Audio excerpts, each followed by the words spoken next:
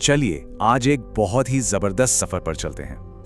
एक ऐसा सफर जो हमें समय में 4.5 अरब साल पीछे ले जाएगा, हमारी अपनी पृथ्वी की अविश्वसनीय कहानी को जानने के लिए। ये एक ऐसी कहानी है जो धूल के एक मामूली से बादल से शुरू होती है और आज की हमारी इस जीती जागती दुनिया तक पहुंचती है। बस एक पल के लिए रुकिए और सोचिए, अभी आप जहां भी हैं, आपके पैरों के नीचे जो जमीन है, अरबों साल पहले वो जगह कैसी दिखती होगी। कोई शहर नहीं, कोई जंगल नहीं, कोई इंसान नहीं। जवाब आपको सच में चौंका देगा। यकीन करना मुश्किल है ना, लेकिन ये सच है। ये जगह, ये पूरी दुनिया उबलते हुए लावा का एक बहुत बड़ा अंतहीन समंदर थी। और तापमान लगभग 8500 डिग्री सेल्सियस, मतलब सूरज की सतह से भी कहीं ज्यादा गर्म। यहां किसी भी चीज का टिक पाना नामुमकिन था। तो सवाल यह है कि यह सब शुरू कैसे हुआ। हमारी कहानी का पहला अध्याय एक बहुत ही हिंसक और आग से भरे जन्म की दास्तां है। यह हमें हमारे सौरमंडल की बिल्कुल शुरुआत में ले जाती है। सब कुछ शुरू हुआ अंतरिक्ष में तैरते गैस और धूल के एक बहुत बड़े बादल से। फिर पास के एक तारे में एक जबरदस्त विस्फोट हुआ। उस धमाके की वजह से यह बादल सिकुड़ने लगा और फिर गुरुत्वाकर्षण की शक्ति, मतलब कि ग्रेविटी, ने बाकी का काम किया।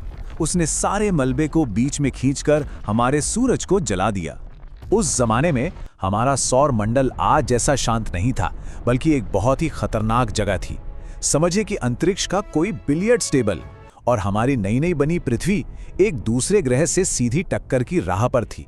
और ये कोई छोटा मोटा ग्रह नहीं था, ये लगभग मंगल ग्रह के साइज का था। वैज्ञानिकों ने इसे नाम दिया है थिया। तो थिया और पृथ्वी की वो टक्कर इतनी भयानक थी कि उसने पृथ्वी को लगभग तबाही ही कर दिया। खरबों टन मलबा टूटकर अंतरिक्ष में बिखर गया।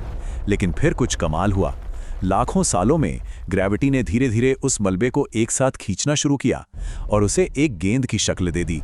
और इस तरह जन्म हुआ हमारे चांद का। चांद के बनने के बाद पृथ्वी पर चीजें थोड़ी थोड़ी शांत होने लगीं। तो अब हमारी कहानी का अगला अध्याय एक ऐसी दुनिया के बारे में है जहां आग और लावा की जगह धीरे धीरे पानी और जिंदगी ने ले ली। जरा इन घटनाओं के बीच के समय को देखिए। ये इतना लंबा समय है कि इसे सोच पाना भी मुश्किल है। वैज्ञानिक इसे डीप टाइम कहते हैं। ये टाइमलाइन हमें बताती है कि पृथ्वी के बनने से लेकर पहले जीवन के आने तक अरबों साल लग गए। हर कदम ने अविश्वसनीय रूप से बहुत लंबा वक्त लिया। तो फिर सवाल ये उठता है कि ये सारा पानी आखिर आया कहां से? जवाब है अंतरिक्ष से। लाखों सालों तक हमारी पृथ्वी पर बर्फीले एस्ट्रॉइड्स और धूमकेतुओं की लगातार बारिश होती रही। हर टक्कर अपने साथ थोड़ा और पानी लाती रही, जब तक कि इस चट्टानी दुनिया पर बड़े बड़े महासागर नहीं बन गए। और फिर उन्हीं अंधेरे गहरे महासागरों की तलहटी में जीवन की पहली नन्ही सी चिंगारी जली। गरम केमिकल से भरा पानी उगलने वाले ज्वालामुखियों के पास कुछ असाधारण हुआ। बेजान रसायनों ने मिलकर पहले जीवित जीवों को बनाया। ये बहुत ही छोटे माइक्रोस्कोपिक जीव थे। और फिर इन छोटे छोटे जीवों ने कुछ ऐसा करना शुरू किया जिसने इस दुनिया को हमेशा हमेशा के लिए बदल दिया। उन्होंने एक गैस छोड़नी शुरू की जिसे हम आज जानते हैं और जिसके बिना हम जी नहीं सकते, ऑक्सीजन। उनके लिए तो ये सिर्फ एक बेकार चीज थी, एक वेस्ट प्रोडक्ट। लेकिन हमारे ग्रह के लिए ये एक क्रांति से कम नहीं थी। लेकिन इस ऑक्सीजन क्रांति का एक ऐसा नतीजा निकला जिसकी किसी ने उम्मीद नहीं की थी। ऑक्सीजन ने वायुमंडल से मीथेन जैसी गर्म गैसों को साफ कर दिया। और उस गर्मी के कंबल के बिना हमारी पृथ्वी जम गई, पूरी तरह से जम गई। एक सिरे से दूसरे सिरे तक ये एक विशाल सफेद बर्फ का गोला बन गई। लेकिन जिंदगी बहुत जिद्दी होती है। बर्फ की मोटी चादर के नीचे भी वो किसी तरह जिंदा रही।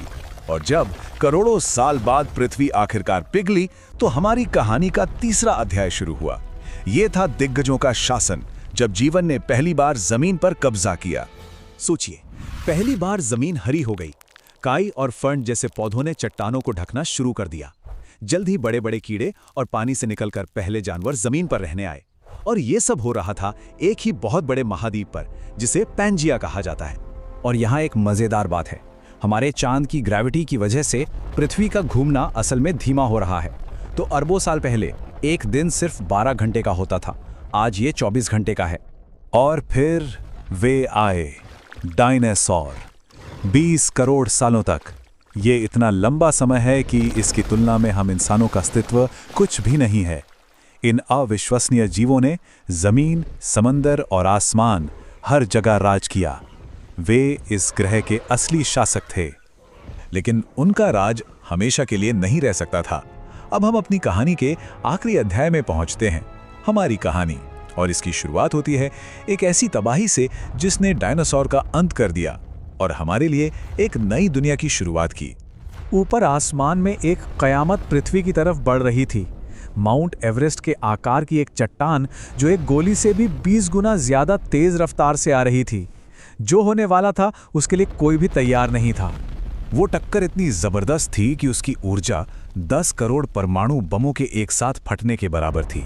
इसने पूरी दुनिया में आग का तूफान ला दिया, विशाल सुनामी पैदा की और धूल का एक ऐसा बादल बनाया जिसने सूरज को कई सालों तक के लिए ढक गया।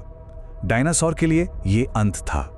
लेकिन जब ऊपर दुनिया जल रही थी, जमीन के नीचे कुछ छोटे जीव महफूज थे, हमारे पूर्वज।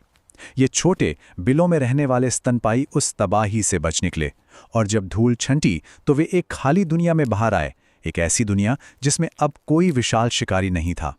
और यहीं से हमारी कहानी बहुत तेजी से आगे बढ़ती है।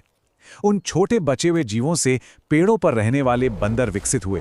फिर जब मौसम बदला तो उन्हें 2 पैरों पर चलना सीखना पड़ा। धीरे धीरे लाखों सालों में उन्होंने औजार, आग और भाषा का विकास किया और आखिरकार हम बने। तो चलिए इसे एक नजरिए से देखते हैं। अगर पृथ्वी का पूरा 4.5 अरब साल का इतिहास एक 24 घंटे का दिन होता तो पूरी की पूरी मानव सभ्यता सिर्फ आखिरी कुछ सेकंड्स में सिमट जाती। हम इस प्राचीन कहानी में बस एक पलक झपकने जितने ही हैं। इस दुनिया को बनाने में 4.5 अरब साल लगे। विनाश और निर्माण की एक अविश्वसनीय लंबी कहानी। और अब हम यहाँ हैं। हम इस कहानी का अगला अध्याय लिख रहे हैं। सवाल सिर्फ ये है कि वो अध्याय क्या होगा।